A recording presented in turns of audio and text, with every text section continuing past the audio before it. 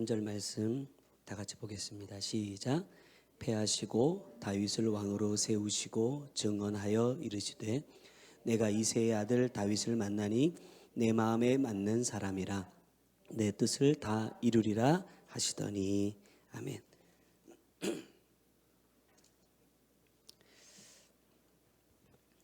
오늘 말씀의 제목이 내 마음에 맞는 사람입니다. 여기 내가 누구예요? 여기서 말씀하시는 내가는 하나님을 말씀하고 있는 건데, 만약에 우리에게 각자에게 하나님께서 너는 누구의 마음에 맞는 사람이 되고 싶으냐 라고 물으시면 물어보나 마나 뭐라 대답해요? 주님의 마음에 맞는 사람이 되고 싶습니다, 이렇게 대답을 할 거예요. 그러면 주님의 마음이 뭐예요? 주님의 마음에 맞는 사람이 되려면 주님의 마음이 뭔지를 알아야 되는데, 성경에서 일반적으로 말하는 주님은 사랑이시다, 은혜가 넘치시다 이런 거 말고 나를 향하신 주님의 마음이 뭘까? 그냥 영혼 구원 이런 거 말고 보다 구체적으로 지난 한 주간 동안 주님께서 어떤 마음으로 나와 함께 하셨는지, 함께 하고 싶어 하셨는지, 또 주님은 어떤 계획을 가지고 나를 이끌어 가셨는지 내가 알고 있냐 이 말이에요.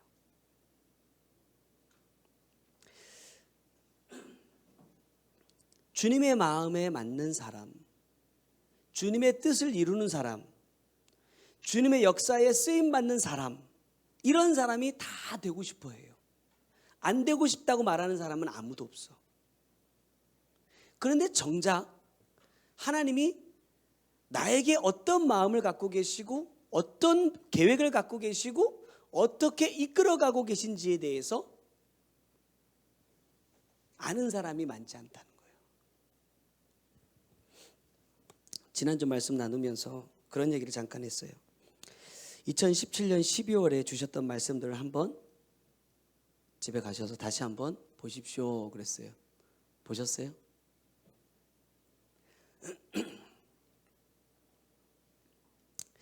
만약에 그 말씀을 여러분들이 집에 가서 보시고 한 주간 동안 묵상하셨다면 지금 내 문제가 뭔지 아마 조금은 발견할 수 있었을 겁니다. 왜냐하면 우리가 지난 한 주 동안에 그릇을 준비하자라는 말씀을 받았거든요. 그릇을 준비해야 되는데 내가 그릇을 준비하지 못하는 이유가 바로 거기 있거든요. 나는 그릇이라고 주님 앞에 딱 갖다 내놓고 있는데 주님이 원하는 그릇은 이게 아닌 거죠.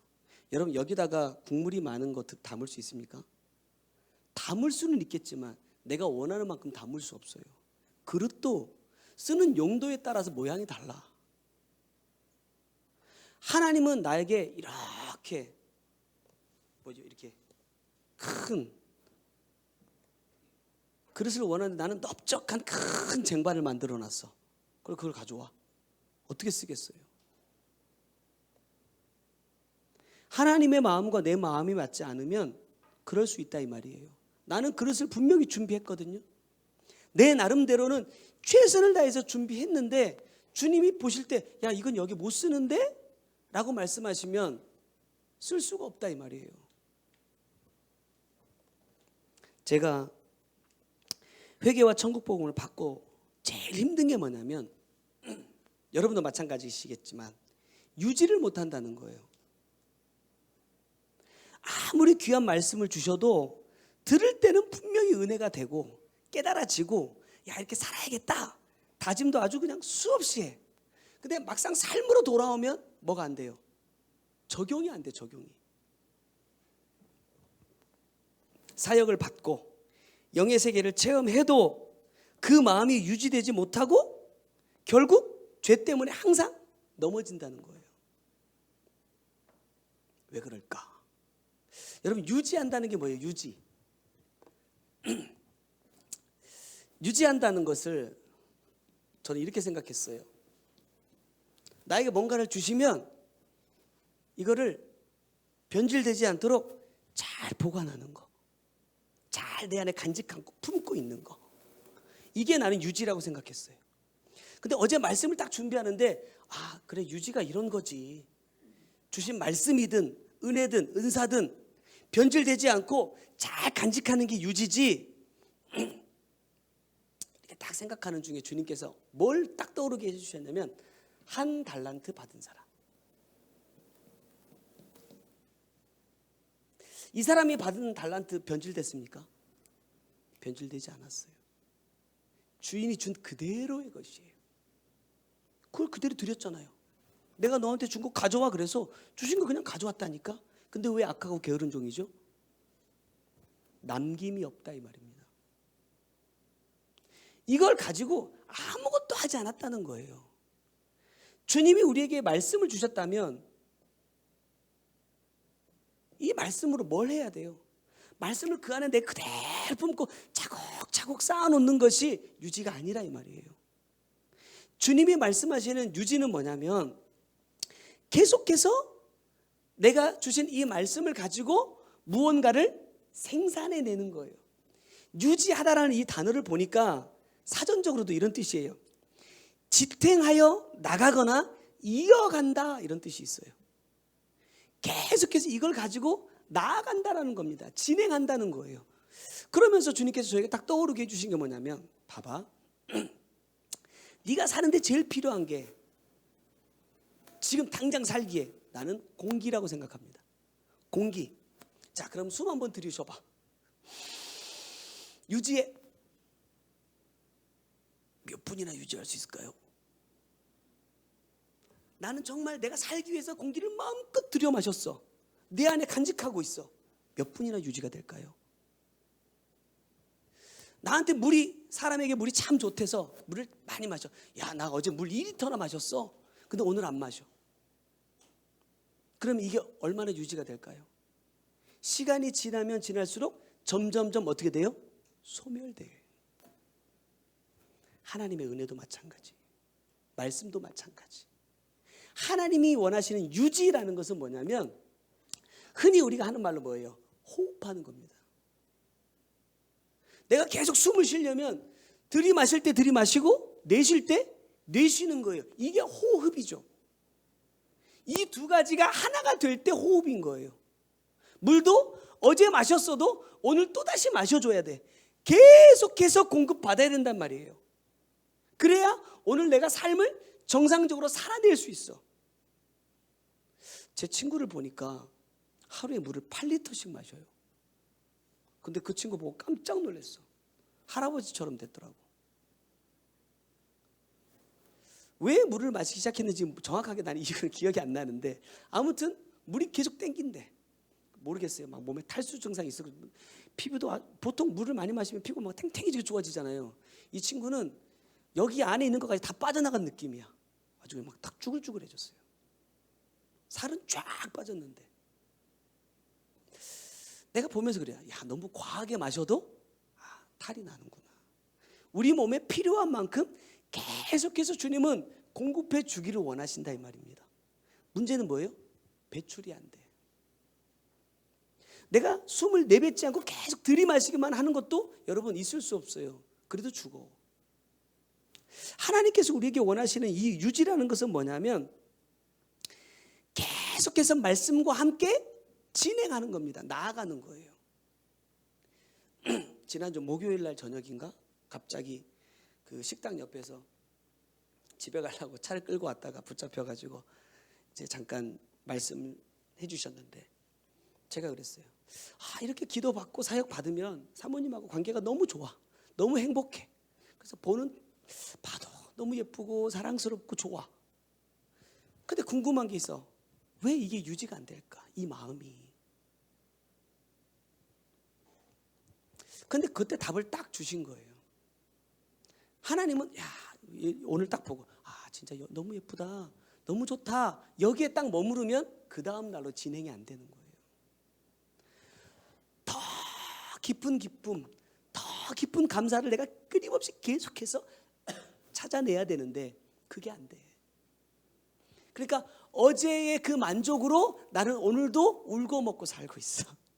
울고 먹는단 말 많이 들으셨죠? 지난주에. 울고 먹어. 그래서 내가 누군가가 나한테 좀 서운하게 하면 나 뭐 얘기하죠? 항상 옛날 거 얘기해요. 우리도 옛날에 부부싸움 종종 할 때 맨날 그랬어요. 야, 그거 아직도 안 잊어버렸냐? 옛날 일들이 막 들춰지기 시작하면 끝이 없더라고요. 근데 우리가 나쁜 거는 자꾸 이렇게 막 들춰서 흠을 찾아내는데 좋은 거는 들추지를 않아. 여러분, 감사한 거, 고마운 거, 좋았던 거 한번 들춰서 생각해 보세요. 다 거슬러 가면서 한번 찾아보세요. 얼마나 많은지. 근데 그렇게 하지 않는다는 거예요. 하나님의 은혜도 마찬가지예요.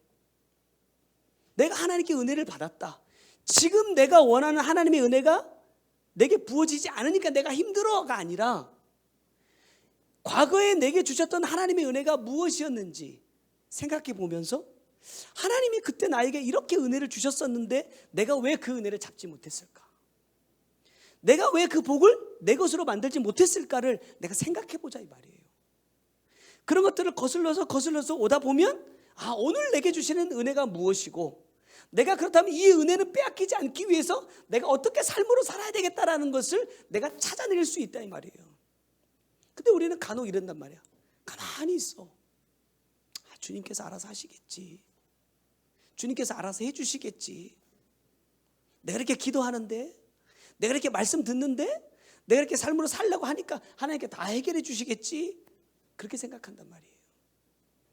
물론 주님 그렇게 일하실 수도 있겠지만 대부분의 삶 속에서 주님은 내가 그것을 행하기를 원하신다. 그리고 우리가 항상 하는 말이지만 주님은 언제나 어디에서 만나기를 원하신다? 정상에서 만나기를 원하세요. 여기에 올라가기 전까지 주님이 나를 위해서 무엇을 가지고 오시는지 나는 몰라. 왜? 볼 수 없어. 왜? 내가 올라가는 만큼 올라오시니까. 근데 내가 여기 딱 올라섰을 때에 주님도 빈손으로는 오지 않으신다는 거예요. 그렇기 때문에 내가 받은 은혜를 유지하려면 어떻게 해야 되느냐? 내가 계속해서 성장해 가야 된다는 겁니다. 근데 나는 지금까지 그것을 품에 꼭 안고만 있었지. 나 주님 만났으니까 이제 내 인생이 좀 달라지지 않을까? 나 이제 기도 받았으니까 이 문제 해결되지 않을까? 아무리 사역을 강하게 받고 아무리 기도를 깊이 하고 돌아와도 환경이 바뀌어져 있던가요? 상황이 바뀌어져 있는 경우는 거의 없어요. 제 경험으로 보면 거의 없어. 그대로의 상황이야. 똑같은 환경이야. 근데 이런 건 있죠. 내가 조금 은혜를 충만하게 받으면 뭐예요? 견디기가 훨씬 수월해. 근데 그런 거에 만족하지 말라는 거예요. 그러니까 자꾸 쉽게 말하면 이런 표현이 맞는지 모르겠어요. 약발 떨어지면 또 약 먹으러 갔다. 병을 완전히 근본적으로 고칠 생각을 해야 되는데 그게 아니라 그때 위기만 넘기려고 그냥 그때 그냥 내가 원하는 약을 먹어요. 제가 한 2, 3주 전부터 갑자기 없던 비염이 갑자기 생겨가지고 막 너무 고생을 많이 했어요. 너무 힘들었어요. 그래가지고 막 약국에 가서 막 알레르기 약을 사가지고 막 먹는데 안 낫는 거예요. 근데 희한한 건 제가 예전부터 그 꼭 제 단골 병원이 있잖아요. 호성동에. 그 병원을 딱 갔어요. 이비인후과에. 딱 가가지고 약을 딱 처방을 받아서 하나도 안 먹었어. 약을 처방받아서 하나도 안 먹고 목에 이제 염증이 너무 많이 생겨가지고 이 염증약만 딱 먹었단 말이에요. 근데 그날부터 콧물이 안 나와. 오늘 아침에 약간 또 시도가 오길래 제가 약을 딱 하나 꺼내서 딱 먹으면서 그랬어요. 그런 생각이 드는 거예요. 약국에서 아무리 이거 좋아요라고 추천해줘도 내 병이 어떠한 원인으로 내게 왔는지에 대해서 정확하게 진단하고 거기에 맞는 약을 준 의사가 처방해 준 약을 먹으니까 바로 멈추더라고. 근데 내 병의 원인을 진단하지 못하는 사람들이 내 증상만 보고 이러니까 이럴 거예요, 이거 먹으면 될 거예요 라고 주는 약은 안 듣더라고요. 사람들 보면 지금 현재 내 상황만 보면 사람들 내가 어떤 마음인지 몰라요. 어떤 상황인지 진짜 모른다니까. 사람들이 저 보면서 뭐라고 말할까요? 야, 양 목사 진짜 행복하게 목회하는구나, 너 진짜 좋겠다, 너 부럽다, 이렇게 말하는 사람 한 사람도 없어. 나는 너무 행복한데? 제가 지난주에 말했잖아요. 우리 어머니랑 저쪽 우화동에 가가지고 소바를 먹으면서 제가 어머니 저기 십자가 보입니까? 저기 3층짜리 건물 보입니까? 그랬더니 뭐야 그러더라고요. 저기 교회인데 3층짜리 건물이에요. 교인도 있어요. 근데 그랬더니 제가 저기 갈 뻔했어요. 왜? 저 교회에서 오라 그랬거든. 개척하기 전에 설교도 했어요. 목사님이 좋대. 근데 희한한 건 설립 예배 딱 드리고 나니까 2주 뒤에 전화 왔어. 집사님 알죠? 그때 내가 설교할 때 말씀 나눴어요. 2주에 딱 양 목사 다 준비해놨어. 나 은퇴 준비 다 해놨어. 너 오기만 하면 돼, 이러는 거야. 목사님 저 개척했습니다. 아이고 어떡해, 내가 좀 더 빨리 연락할걸. 여러분 같으면 어때요? 교인이 한 사람 있는데 이 사람 보고 내가 여기 있어야 돼요? 아니 한 사람 내가 교인 보고 여기 지켜야 돼요? 아니면 수십 명 있는, 그리고 건물도 있는 그 교회 담임 목사로 가야 돼요? 어떤 게 더 성공이죠? 어떤 게 더 잘 된 거예요? 가보세요. 있어요. 진보들 교회라고. 진보들 아파트 앞에 있어요. 근데 내가 지금 안 간 걸 후회할까? 눈꼽만큼도 후회 안 해요. 사람들이 보는 것과 하나님이 보시는 건 달라요. 사람들이 자꾸 보는 기준에서 나를 보면 나같이 때로는 힘들고 불행하고 어려운 사람이 없어. 근데 하나님의 입장에서 보면 나를 왜 이 불구덩이 가운데 나를 집어넣었을까? 우리가 하는 말 풀무? 왜 나를 풀무 가운데 집어넣었을까? 왜 넣는다 그래요? 성경에 정금으로. 정미라서 안 되는가 봐. 정금이어야 되는데. 정금으로 만들려고 여기다 집어넣는데요. 너 정금 되고 싶으면 여기 들어가야 된다 이래. 아니 뭐 잘났다고 주님이 정금 만들고 싶어 하실까? 나 같으면 그냥 네가 살고 싶은 대로 그냥 살아라, 냅둬버리고 싶어. 내가 보기에도 답답하다. 내가 보기에도 우리 집사님 왜 저렇게 힘들게 해야 되나? 내 마음은 그래요. 하나님 이런 거 조금 이렇게 좀 이렇게 하나만 딱 해주면 될 것 같은데, 이렇게 하나 딱 해주면 될 것 같은데 그걸 안 해준단 말이야.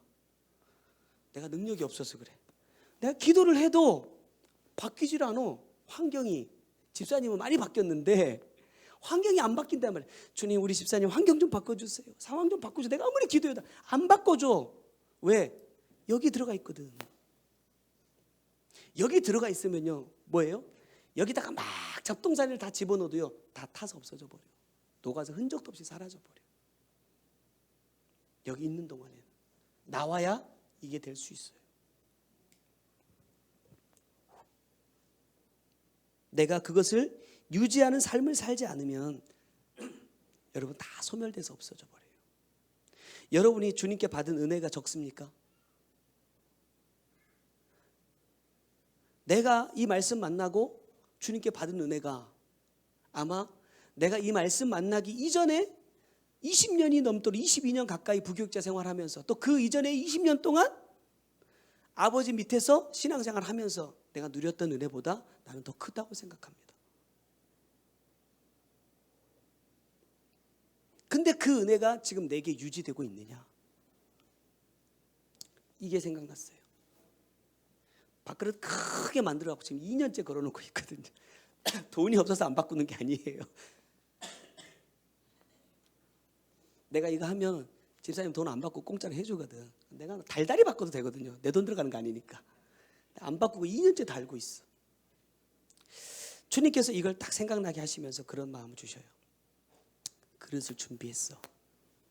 근데 당장 쓰임이 받지 못해. 그럼 이 그릇 어떻게 될까? 먼지만 쌓이겠죠. 내가 아무리 깨끗이 설거지를 해놨어도요, 사용하지 않고 계속 쌓아놓으면 쌓여. 언제든지 주인이 이 그릇을 쓰게끔 만들어 놓으려면 어떻게 해야 돼요? 쓰지 않아도 매일 닦아. 하나님은 2020년 일하신다, 그러니까 2020년 1월 1일부터 땡 하면서 일하실까? 난 그렇게 생각하지 않아요. 저는 지금도 주님은 일하고 계신다고 생각해요. 내 삶의 자리에서. 우리 성경 잘 알잖아요. 작은 것에 충성해야 큰 것을 맡긴대. 지금 우리 사역이 작습니까? 저에게 이 교회가 작을까요? 아니에요. 여러분, 이만한, 육으로 따져보면요, 이만한 교회의 건물도 못 얻어서 목회 못하는 사람들도 많아요. 이런 건물 얻을 돈이 없어가지고 나보다도 훨씬 더 열악한 환경에서 진짜 막 20년 30년 된 그런 교회 건물, 막 이중창도 아니야, 창 하나 달달달달 바람 떨리는 그런 건물 얻어서 교회 시작하시는 목사님들도 많아요. 저도 진짜 전주에 안 가본 곳이 없이 골목골목 내가 다 가봤지만, 아이고, 저런 데서 어떻게 목회한대, 이런 교회도 많이 봤어요. 근데 아니나 다를까 몇 년 뒤에 지나가면서 보면 없어졌어. 힘들거든요. 그러면 이 교회는, 저에게는 정말 과하죠.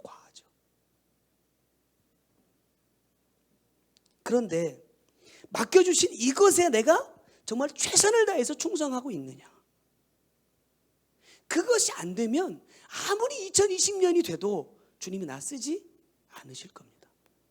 왜? 이미 맡겨주신 것에 난 충성하지 않고 있기 때문에. 더 많은 거를 줘봐야 괜히 마음만 흔들리죠. 괜히 목에 깁스만 하고. 이번에 수련회 하는데 사전 접수 딱 하고 나니까 174명 등록했어. 역대 최고예요. 제일 많이 등록했어, 사전 접수로. 그래서 야, 이번에 굉장히 많이 접수했어. 그 전날까지만 해도 70몇 명밖에 안 됐거든요. 내 나름 막 뿌듯해가지고 있는데 갑자기 전화가 왔어. 목사님 몇 명이나 접수했습니까? 174명이나 접수했습니다. 300명이 안 되네요. 뭐지 또 이거. 300명 해본 적이 없어.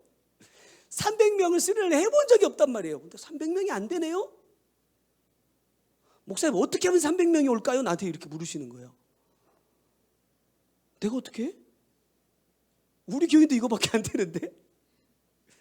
내가 어디 가서 300명 끌어올 수 있는 능력이 있으면 내가 우리 교회다 갖다 앉히지. 그날부터 제가 이제 고민에 들어가기 시작한 거예요. 이 300명이 뭘까? 그래서 제가 가이드북도 300부 찍어, 볼펜도 300자로 사. 아무튼 300명으로 다 준비해. 스태프들한테 이제 다 얘기 딱 해놓고 계속 기도하는 거예요. 주님, 300명이 뭡니까?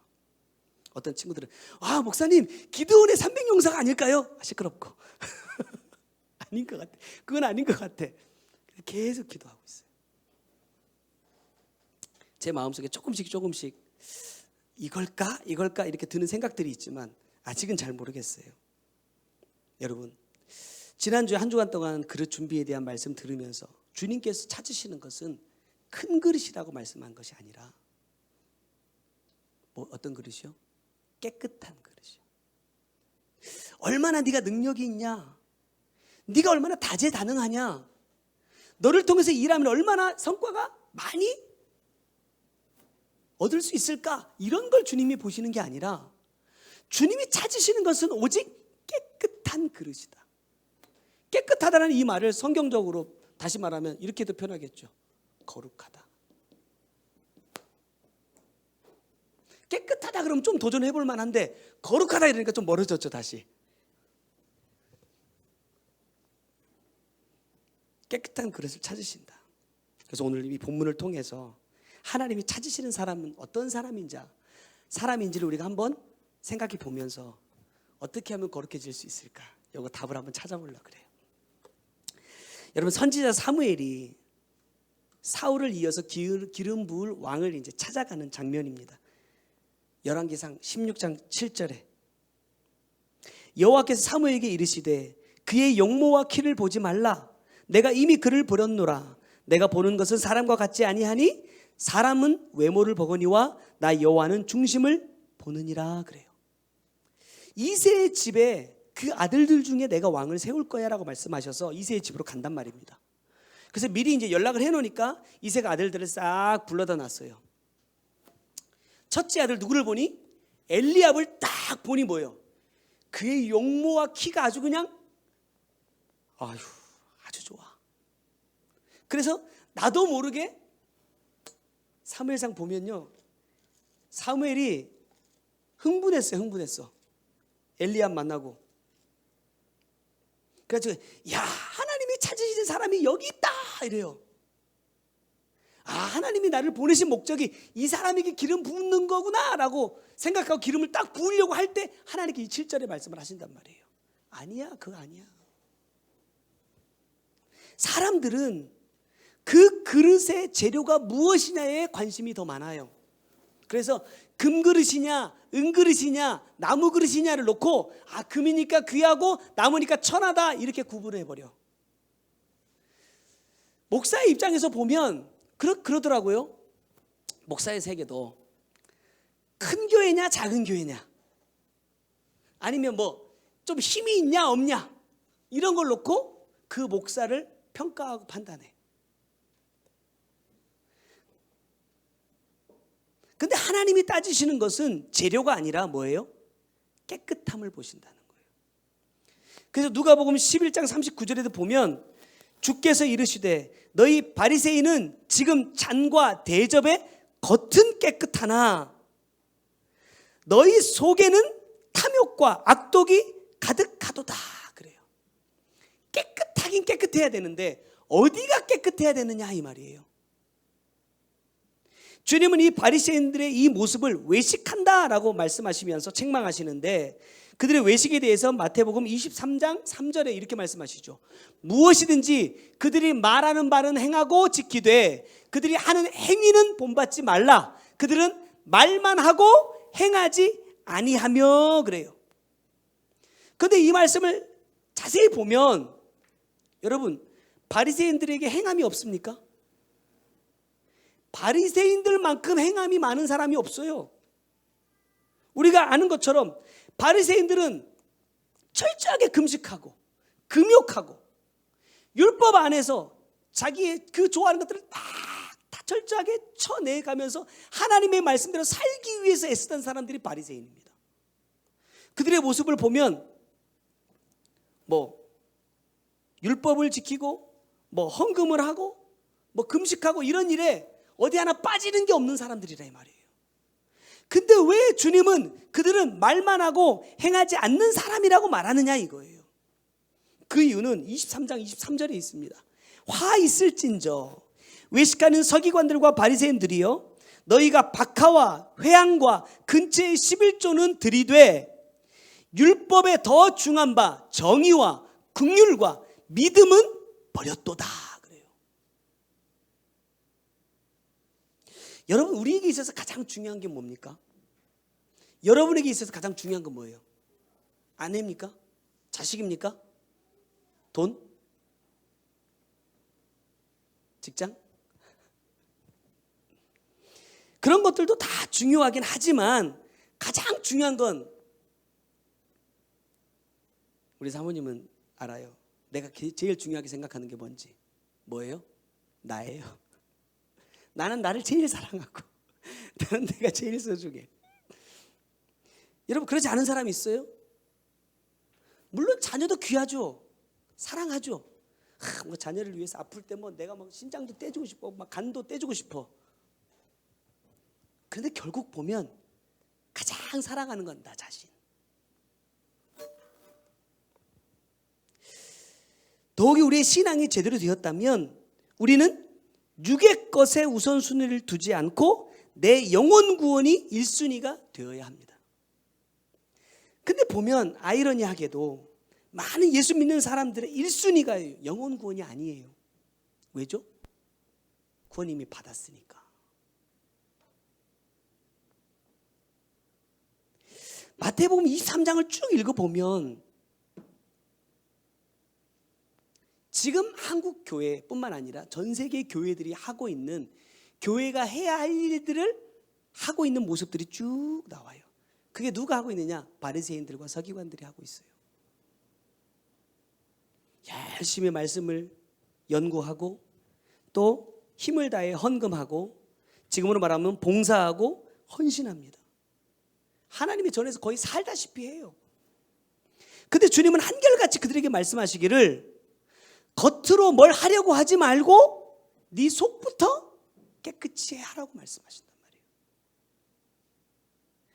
아무리 내 겉을 깨끗하게 한다고 해서 내 속이 깨끗해지는 것이 아니다 이 말입니다.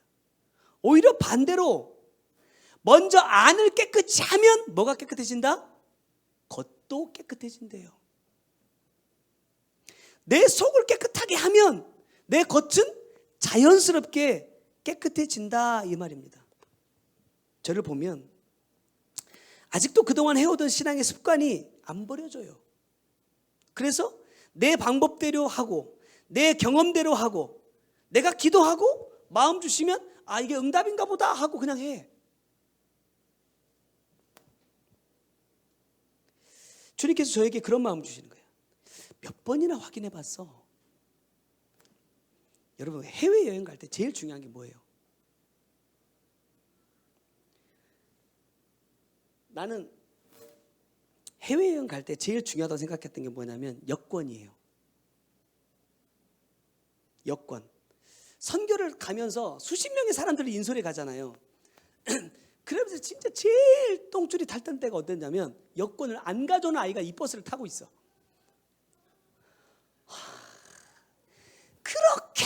그렇게 외치고 또 외쳤는데 버스 분명히 모여가지고 자 여권 확인하세요. 이때 분명히 있다고 했어. 근데 버스가 딱 한참 1시간 넘게 가고 있는데 목사님 왜 여권이 없어요? 지난번 캄보디아 선교 갈 때는요 자기 캐리어를 교회에다 놓고 온 애가 있었어요. 옷을 하나도 안 가져간 거야. 그래서 가가지고 현지에서 막 빤스랑 사가지고 주고 입힌 애들도 있었어.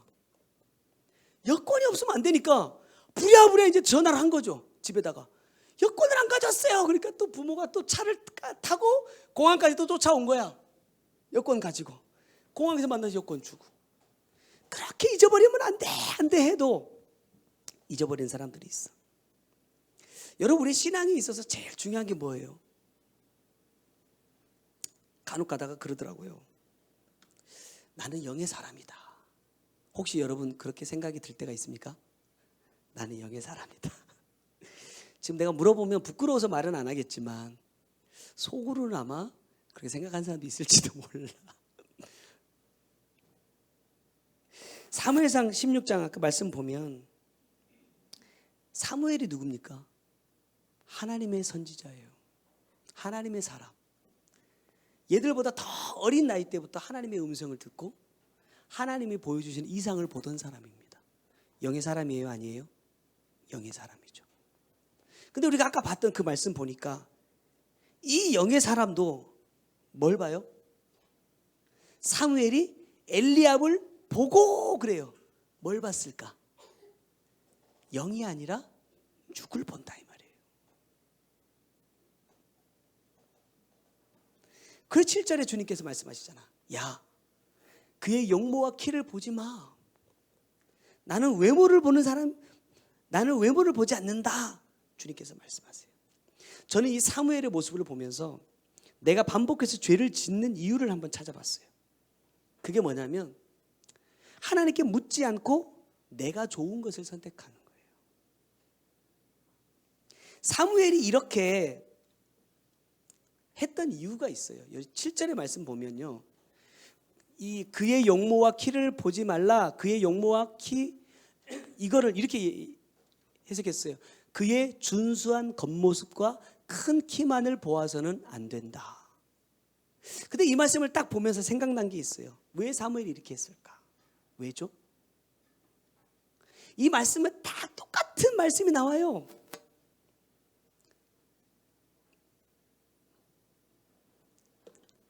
사무엘상 9장 2절의 말씀 보면 누구예요?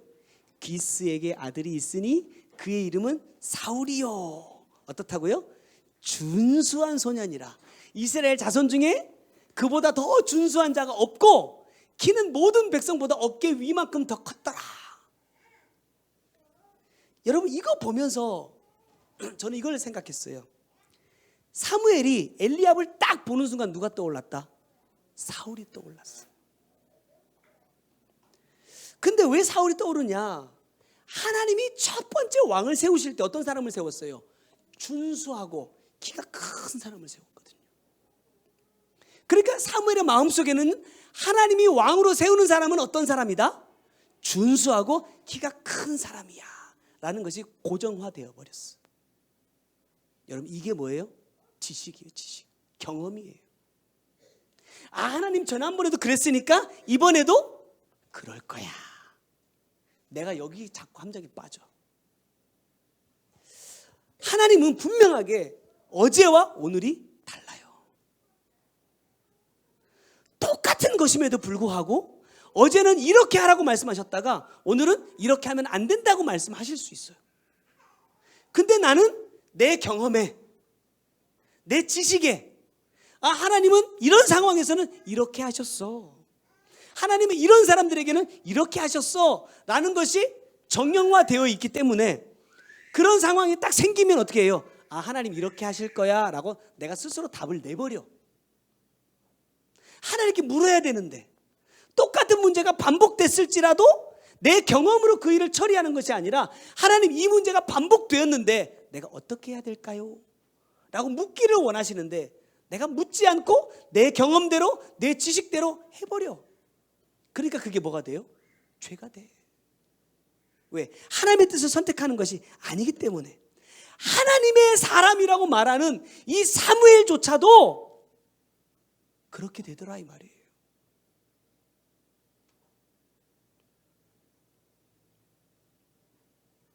그래서 주님은 하나님의 마음에 맞는, 사무엘의 마음에 맞는 사람이 아니라 하나님에 맞는 사람을 이미 선택하시고 그를 왕으로 세우신다는 겁니다. 여러분, 하나님의 마음에 맞는다라는 건요, 사무엘상 13장 13절에 보면 사무엘이 사울에게 이르되 왕이 망령되이 행하였도다.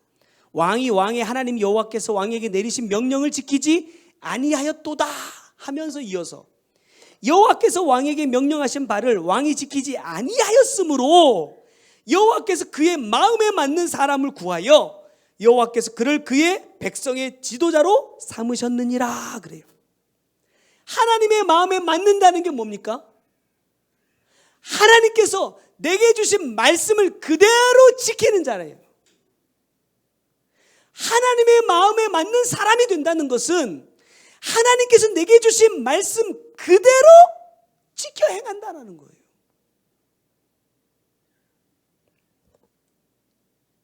그리 할 때 뭐가 돼요? 하나님께서 흙으로 사람을 만드시고 그 코에 생기를 불어넣으시잖아요. 말씀을 주신단 말이에요. 말씀을 주시니까 그가 뭐가 돼요? 생명이 돼. 생명은 뭐예요? 하나님과 함께하는 자예요. 하나님과 함께 에덴의 동산을 거릴 수 있는 사람이 누구냐? 생명이라 이 말입니다. 하나님은 우리를 그렇게 해주기 위해서 오늘도 말씀을 내게 주신다.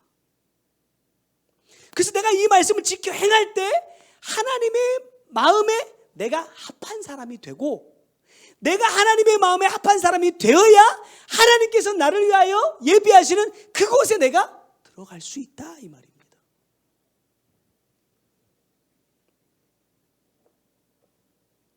우리는 나에게 주시는 말씀도 제대로 행하지 않으면서 하나님의 은혜를 구하고 하나님의 복을 원해요. 근데 우리가 말씀을 근거하지 않고 하는 게 아니에요. 마태복음 7장 11절에 보면 너희가 악한 자라도 좋은 것으로 자식에게 줄 줄 알거든 하물며 하늘에 계신 너희 아버지께서 구하는 자에게 좋은 것으로 주시지 않겠느냐 그래요. 바로 이 위에 10절의 말씀이 뭐예요? 구하라, 찾으라, 두드리라.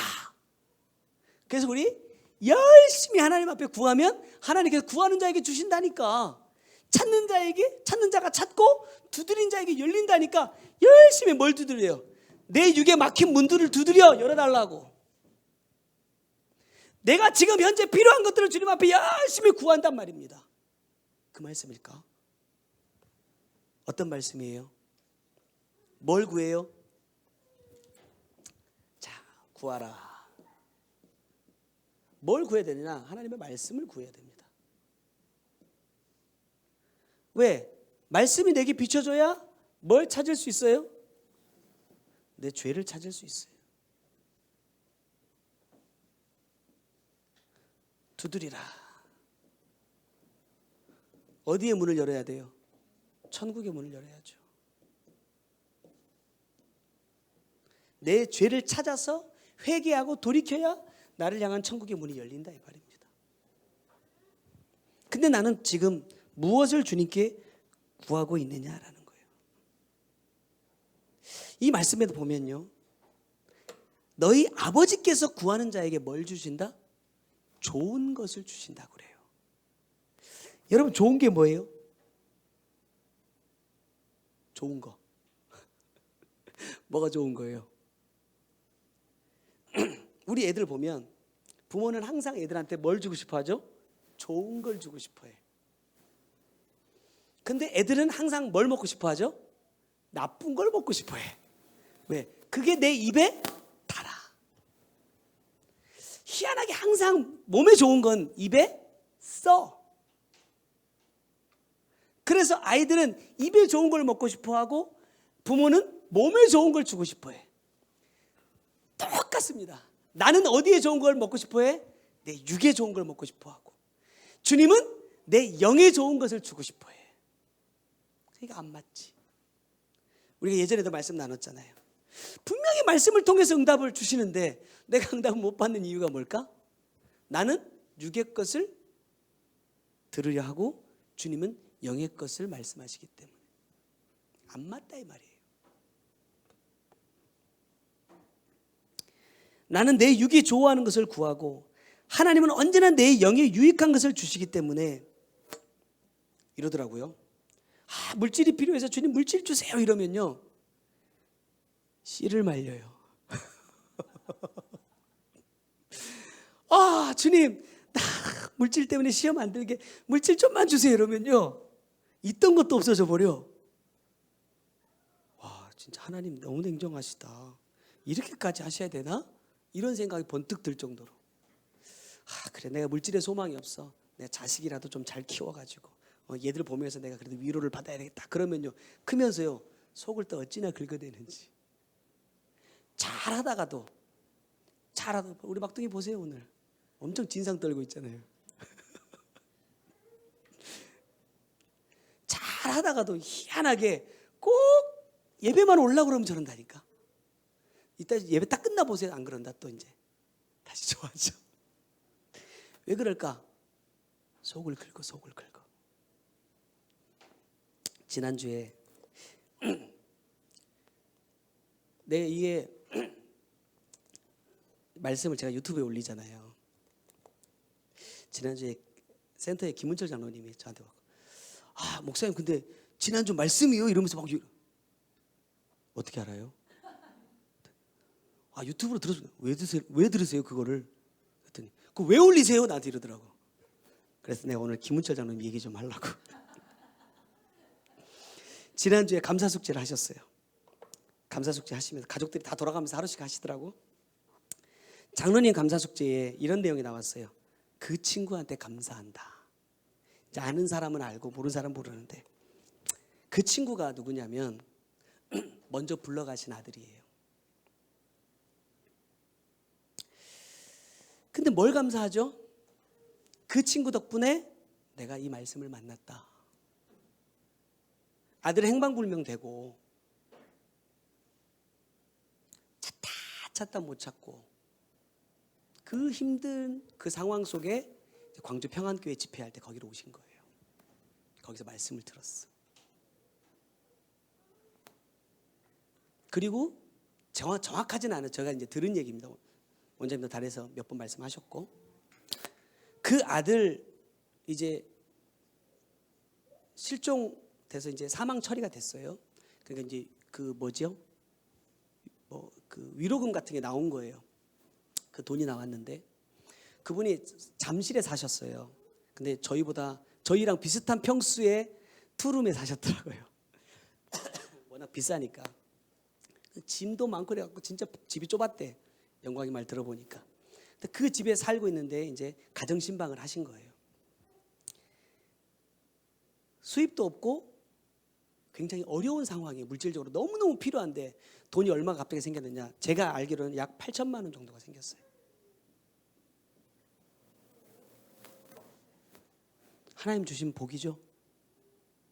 은혜죠. 아무것도 없는 집에 여러분 갑자기 왜 반응이 이래?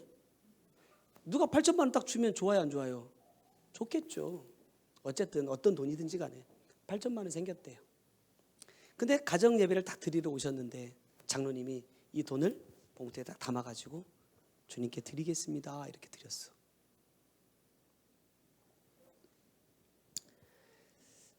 불과 몇 달 뒤에 하나님께서 이 가정에 어떻게 복을 주셨느냐. 일산으로 이사를 갔어요.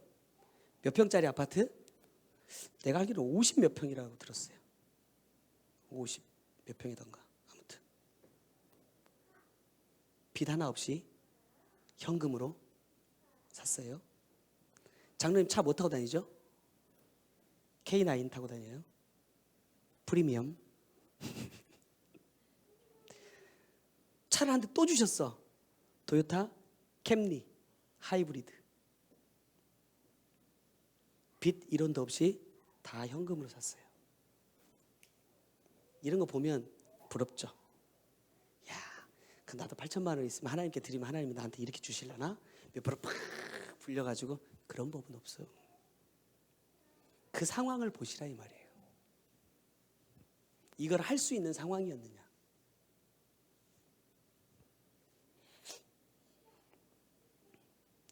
이번 주에 이제 센터 가면 또 자기 얘기했다고 나 또 혼내겠다. 주님이 저한테 그런 마음을 주시는 거예요. 너는 지금 어떤 감사를 하고 있냐? 하나님은 내 영을 살리기 위해서 가장 좋은 것을 주셨대요. 줄 거야가 아니라 주셨대. 그런데 나는 뭘 주셨는지도 모르고 있고 그걸 모르고 있기 때문에 감사도 못하고 있다 이 말이에요. 그런 내가 과연 하나님께 복을 받을 자격이 있을까?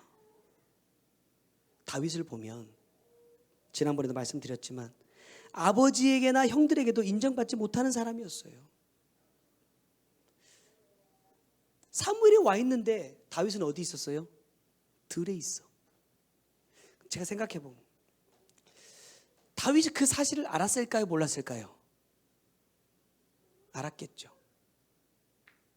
그러면 다윗이 그 들에서 우리 집에서 아들 중에 하나 왕을 세우려고 선지자가 왔다는데 나를 안 불렀어.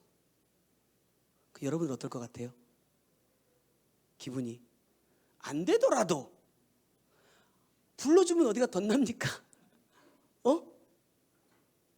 근데 야 쉽게 말해요. 너는 왕될 아니야.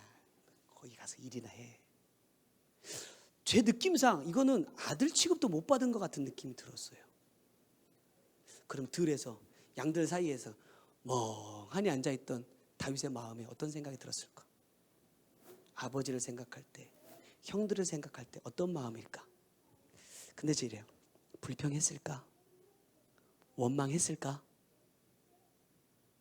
만약에 다윗이 그 자리에서 아버지를 향해서 하나님을 향해서 원망하고 불평했다면 하나님이 다윗을 부르셨을까? 저는 아닐 거라고 생각해요. 여러분, 아까 우리가 봤던 사무엘상 13장 14절의 말씀 자세히 보세요.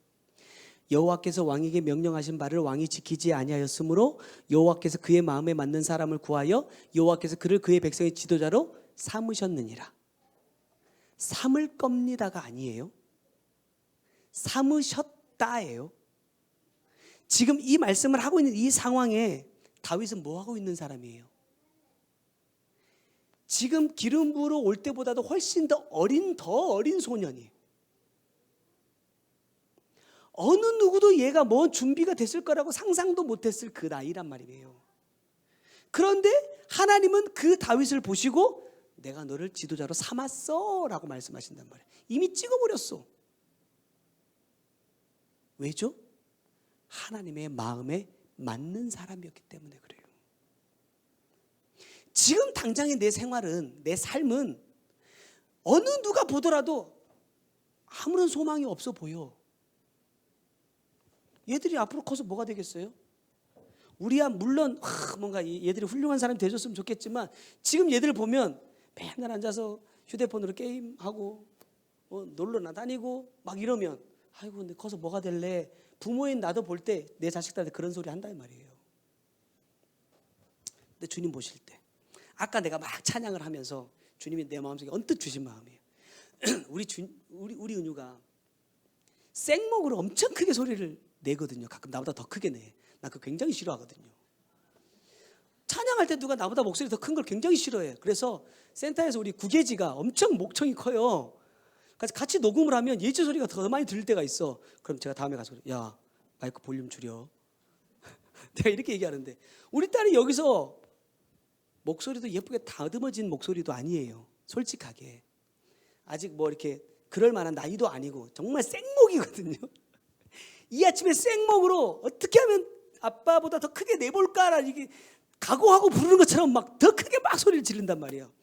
근데 예전 같았으면 이게 엄청 막 거슬렸을 거야. 그때 제가 찬양을 막 하는데 제 마음속에 딱 주시는 마음이 뭐냐면 야 양목사 지금 나는 주님은 네가 부르는 찬양보다 이 딸이 부르는 찬양이 더 좋아. 왜일까요? 마음으로 드리니까. 중심으로 부르고 있어. 소리는 네가 더 좋아. 기교는 네가 더 좋아. 그런데 나는 이게 더 좋아. 이 말씀을 보면서 저는 그래요. 사람들은 나를 향해서 이렇게도 말할 수 있고 저렇게도 말할 수 있겠죠. 근데 그게 중요하지 않아요. 내가 그것을 의식하니까 문제가 되는 것이지, 내가 정말 주님만 바라본다면 나중에 다윗이 사울 앞에 서서 뭐라 그래요? 내가 들판에서 그냥 빈둥빈둥 있었던 게 아니에요. 내가 하기 싫은 일 억지로 하면서 막 내가 빨리 끝나고 빨리 해줬으면 좋겠다, 빨리 집에 들어갔으면 좋겠다, 이런 마음으로 내가 있었던 게 아니라는 거예요. 사자나 곰이 와서 아버지의 양떼 중에서 물어가면 내 양도 아니에요. 아버지의 양떼들 가운데서 하나를 물어가면 내가 목숨을 걸고 쫓아가서 입을 찢고 수염을 잡고 뺏어냈다 이 말이에요. 그리고 뭘 하죠? 물매를 돌리는 연습을 해. 왜? 미리 오기 전에 미리 물리치려고. 근데 그렇게 준비해왔던 것이 어디서 갑자기 쓰여져요? 골리앗이라는 장수를 만나고, 야 너 골리앗 만날 거니까 너 준비해, 하나님 이렇게 말씀하지 않았어요. 내가 너 부어줄 거니까 기름 그릇 준비해, 이렇게 말씀하지 않았다니까. 언제 그것을 써먹게 될지 하나님도 다윗에게 가르쳐 주신 적이 없어. 근데 매일매일 연마하고 준비된 삶을 살았더니 어느 날 갑자기 너 던져야 돼 라고 말씀하시는데도 두려움 없이 나가. 왜? 준비가 되어 있으니까. 나는 어떤 준비가 되어 있을까? 아까 그 300이라는 숫자에 대해서 말씀하실 때 제가 이렇게 기도했어요. 주님, 내가 과연 300명을 감당할 수 있는 그릇입니까? 내가 300명을 감당할 수 있는 그릇이었다면 수련회 때 300명을 보내주시겠죠. 내가 그릇이 준비가 안 됐어. 저는 그 기도를 하면서 회개를 많이 했어요. 주님은 300명을 모아놓고 거기서 말씀을 나누기를 원하셨는데 내가 준비가 안 되다 보니까 하나님이 원하시는 만큼 역사를 못 이루신다 이 말이에요. 그러면 170명이 왔어. 그럼 예를 들어서 130명이 못 왔잖아요. 누구 때문에? 나 때문에. 그 130명은 누구 때문에 말씀을 못 들은 거예요? 나 때문에. 그 130명 중에 몇 명이나 정말 주님을 만나게 될지는 모르겠지만 어찌됐든 나는 그 기회마저도 없애버린 거야. 준비되지 않아서. 주님께서 그걸 깨닫게 해주시는데 몸둘 바를 모르겠더라고. 나는 말씀 들으니까, 나는 그래도 수련회 하니까 다른 때보다 더 많이 왔으니까 나는 혼자 좋아가지고 막 기쁨에 취해 있는데 주님께서는 300, 나는 이번 수련회에 300을 원했어 말씀하시는데 너무나 죄송하고 부끄러웠어요. 여러분, 내가 얼마나 준비된 사람이냐는 하나님이 나에게 주신 그 환경 속에서 내가 어떻게 반응하고 있느냐를 보면 알 수 있어요. 말씀을 얼마만큼 많이 들었냐가 아니라 내가 얼마만큼 기도를 많이 받고 얼마나 사역을 많이 받았느냐, 내가 얼마나 깊은 영의 세계를 체험했느냐가 아니라 하나님께서 지금 나를 쓰시고자 하시는 그곳에서 내가 지금 어떠한 모양으로 쓰임받고 있느냐가 중요하다 이 말이에요. 그것은 내가 준비된 만큼 쓰신다. 또 다른 말로 하면 내가 죽어진 만큼 주님이 드러나신다. 오늘 말씀 앞에 저는 주님께 말만 하는 사람인지 삶으로 보여드리고 있는 사람인지를 돌아보게 되었습니다. 마음에 맞는 사람이라면 먼저 내 안을 깨끗하게 하자. 내 심령을 깨끗하게 하자. 여러분, 이게 뭐라고요? 회개. 내 안을 깨끗하게 하면 내 겉도 깨끗해진다. 원리가 뭐예요? 내 영의 주인을 바꾸면 내 생각도 내 마음도 내 육의 것도 내가 원하는 것이 아니라 주님이 원하시는 걸 선택할 수 있다. 내가 정말 말씀을 받고 삶으로 살기 원한다면 말씀을 받는 내 심령의 그릇을 먼저 깨끗하게 하자. 그리할 때 내 심령 가운데 뿌려지는 이 말씀의 씨를 통해서 뭐가 돼요? 30배, 60배, 100배의 결실이 맺어진다. 그리고 그 결실을 가지고 내가 어디 갈 수 있어요? 천국에 갈 수 있어요. 그게 내 양식이기 때문에. 내가 지난주에 천국의 집 뭘로 만들어지는지 안 가르쳐 준다고 했더니 식당에 쫓아와가지고 나한테 가르쳐 달라고 장로님 그러셨어요. 우리 교인들한테 가르쳐 줘야지. 이거예요. 천국의 집은 내가 받은 말씀과 그 말씀을 내가 삶으로 이룰 때 뭐가 맺어져요? 열매가 맺어지죠. 근데 이 열매는 반드시 딱 갈랐을 때 이 안에 있는 들어있는 씨가 뭐랑 같아야 돼요? 하나님이 내게 주신 것이랑 같아야 돼요. 다른 열매는 하나님 열매라고 인정 안 하십니다. 그 열매가 딱 맺어졌을 때 천국의 집에 지을 수 있는 벽돌이 하나 딱 생겨요. 그럼 나는 얼마큼 지었을까? 지금 파주의 나눔교회는 지금 기초 다 하고 이제 올라간다고 지금 신나 있던데 나는 지금 기초나 팠나? 주님이 이 기초를 파는 것도 저한테 한번 보여주신 적이 있어요. 제가 언젠가 말씀드렸지만 이 제 터 위에 주님께서 보혈을 부어주시는데 환상으로도 보여주셨을 때도요, 여러분 일주일 걸렸어요. 청소하는 데만. 환상으로도. 근데 실질적으로는 어떨까요? 그러니까 내가 생각해 봐요. 아, 열매가 맺어져야 천국에 집을 지을 수 있는 재료가 만들어지는데 주님은 이 재료를 가지고 천국에 집을 지으시는데 나는 과연 주님께 드릴 열매가 있나? 근데 많은 사람들이 뭐라고 말해요? 와, 천국에 엄청 큰 집들이 지어지고 있대. 큰 집? 큰 집 있을까요? 천국에? 가보시면 알겠죠? 이제 말씀을 맺겠습니다. 여러분, 내 마음에 맞는 사람 되지 말고 다른 사람 보기에 좋은 사람 되지 말고 하나님 마음에 맞는 깨끗한 사람이 됩시다. 그것만이 내가 살 길이에요. 그것 말고는 내게 소망이 없어. 내 마음이 아니라 하나님의 마음에 맞는 깨끗한 사람이 되기를 주님의 이름으로 부탁드립니다. 기도하겠습니다. 사랑의 주님, 주님은 분명히 우리에게 말씀을 통해서 가르쳐 주고 계십니다. 주님의 마음이 어떠한지, 주님의 계획이 무엇인지, 나를 창조하신 목적이 무엇인지 이미 나에게 가르쳐 주셨지만, 나는 내가 좋아하는 것을 얻기 위해서, 내가 뜻하는 것을 이루기 위해서 애써 하나님의 뜻을 외면하고, 내가 보고 싶은 것만 보고, 내가 듣고 싶은 것만 듣고, 내가 하고 싶은 것만 하고 있는 주님, 내 모습이었음을 고백합니다. 이 시간에 지금도 주님은